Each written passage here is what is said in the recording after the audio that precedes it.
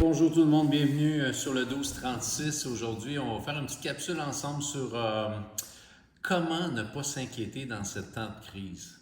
Comment on va voir des principes sur comment je peux vivre dans la paix et non dans l'inquiétude ou de me faire du sang de cochon, comme on dit, dans cette crise qui n'est pas facile pour plusieurs.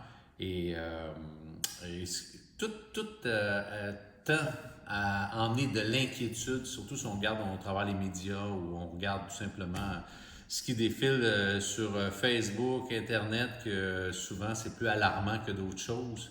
Ça fait qu'on va voir ça aujourd'hui. On va voir 4 points vraiment intéressants sur comment faire pour ne pas s'inquiéter.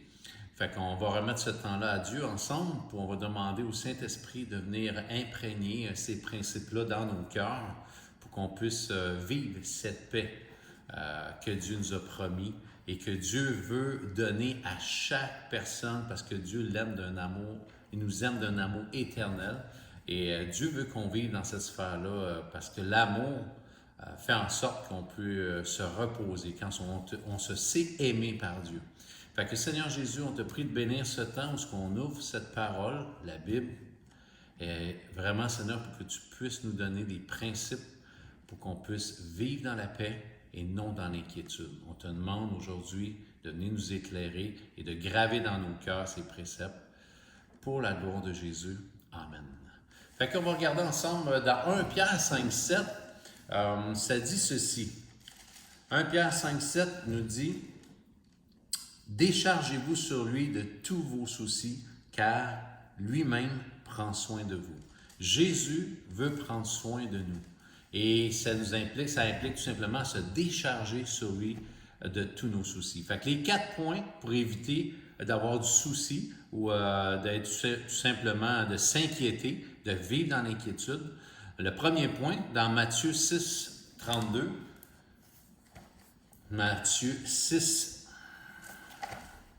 on va regarder ça ensemble. J'ai une version, j'aime bien ma version parole vivante.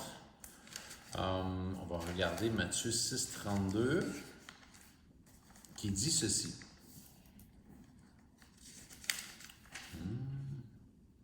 6, 32. Ce sont les gens de ce monde qui ont sans cesse de tels soucis. Mais vous avez au ciel un Père qui sait bien que vous avez besoin de tout cela. Dieu connaît déjà tous les besoins qu'on a. Il connaît déjà ce que l'on vit et il dit, vous n'êtes pas comme les gens de ce monde.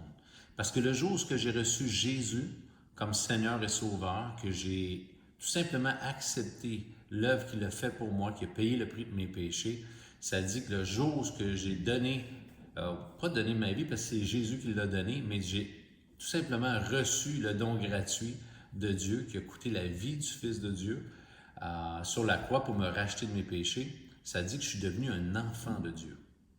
Et c'est pour ça que c'est important parce que si c'est normal de s'en faire tout ça, puis avoir des soucis, surtout si je n'ai pas reconnu Dieu dans ma vie. Mais quand j'ai une communion avec Dieu, quand j'ai une relation vivante avec Dieu, c'est comme un automatique, la paix de Dieu va venir dans mon cœur. Pourquoi? Parce que j'ai appris à me confier en lui. J'ai appris à me décharger sur lui de tous mes soucis. Mais oui, c'est un must pour nos vies de le connaître, d'avoir cette relation-là avec lui. Sinon, l'inquiétude, c'est comme ça vient nous envahir dans nos cœurs. Et tout simplement, si je n'ai pas de relation avec lui, c'est normal, ça vient dans nos vies. Et quand ça vient, on a vraiment le privilège en tant qu'enfant de Dieu de pouvoir lui confier ces soucis-là. Et on peut se décharger sur lui de tous nos soucis. Tu sais que Dieu nous a pris en charge le jour où on l'a reconnu dans nos vies. On est devenu, ça dit dans Jean, qu'on est devenu, le jour qu'on l'a reçu, on est devenu des enfants de Dieu. En étant enfant de Dieu, ça veut dire que Dieu nous donne des soins et des privilèges uniquement aux enfants de Dieu.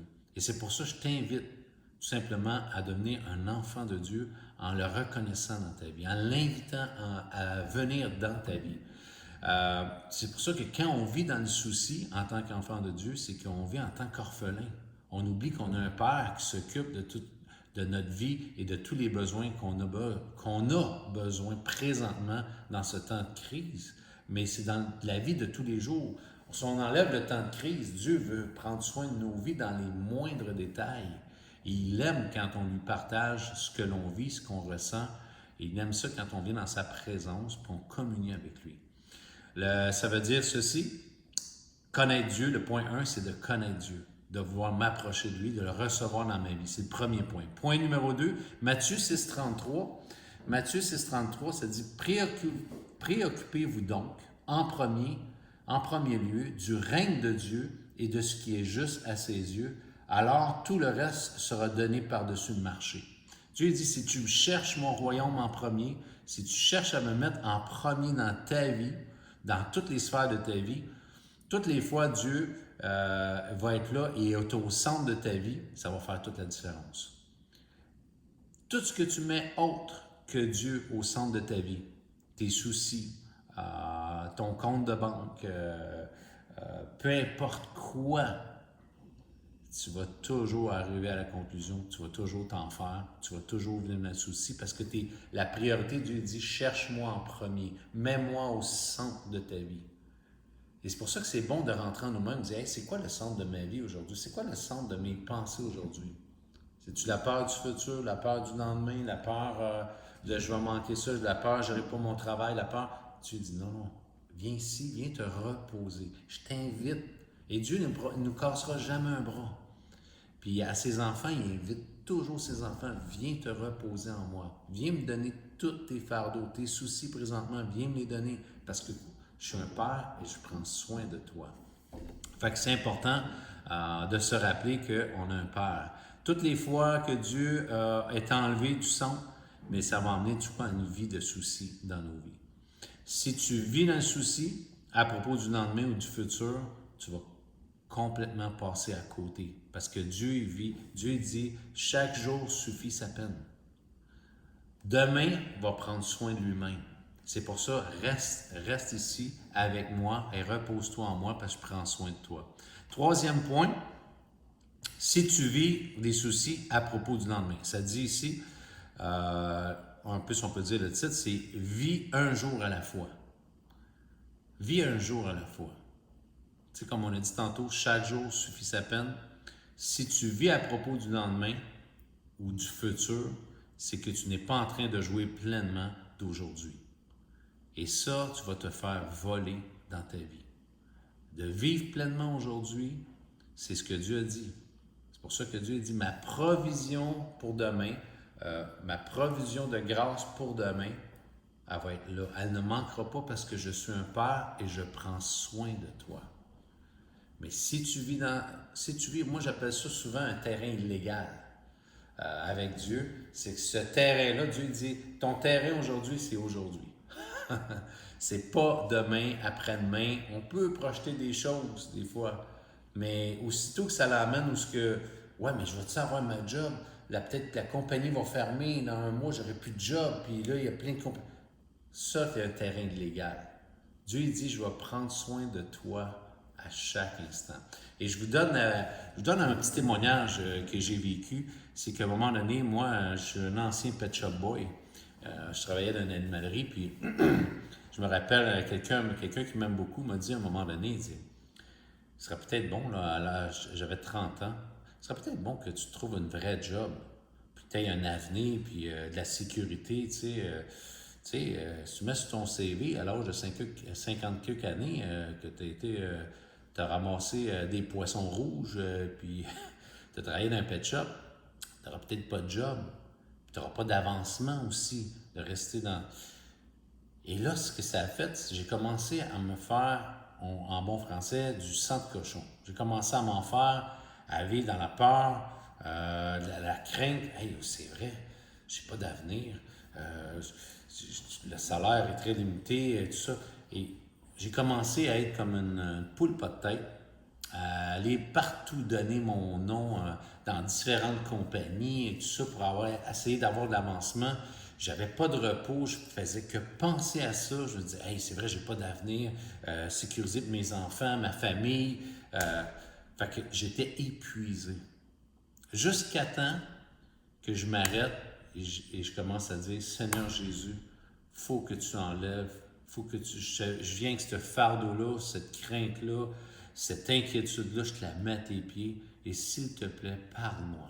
Et je me rappelle, il y a un verset que Dieu m'a donné, il m'a dit, ta vie, c'est moi qui l'en charge et je vais pourvoir à tous tes besoins. Peu importe dans la situation, je vais pourvoir à tous tes besoins. Et j'ai des plans de bonheur et non de malheur pour ta vie. J'ai un avenir et de l'espérance. À partir de là, c'est comme je prenais mon pack-sac est tombé. Pah! Le pack-sac de 100 livres, c'est tombé et je suis venu libre. Une paix envahit mon cœur. Et à partir de là, j'ai dit, Seigneur, c'est toi qui s'occupe de ma vie, c'est toi qui vas me montrer le chemin, c'est toi qui vas ouvrir les portes pour un nouveau travail, c'est toi, je te remets, je dépose tout à tes pieds. Et à partir de là, j'ai expérimenté une paix incroyable. Fait que je vous encourage à faire la même chose, à déposer tout aux pieds de Jésus, parce qu'il prend soin de vous, il vous aime d'un amour incroyable. Fait que ça, c'est le troisième point, vivre dans les soucis du lendemain, un peu comme on a partagé tantôt, devient très lourd. Ça devient lourd, je ne peux pas porter ça. Le futur ne m'appartient pas, il appartient à Dieu. Et quand je lui fais confiance, parce que Dieu prend tout le temps soin, c'est comme moi en tant que père, j'ai 2 enfants, je veux donner le meilleur. Mais Dieu, encore plus, est encore beaucoup meilleur que moi. Et il veut donner encore le meilleur pour ses enfants.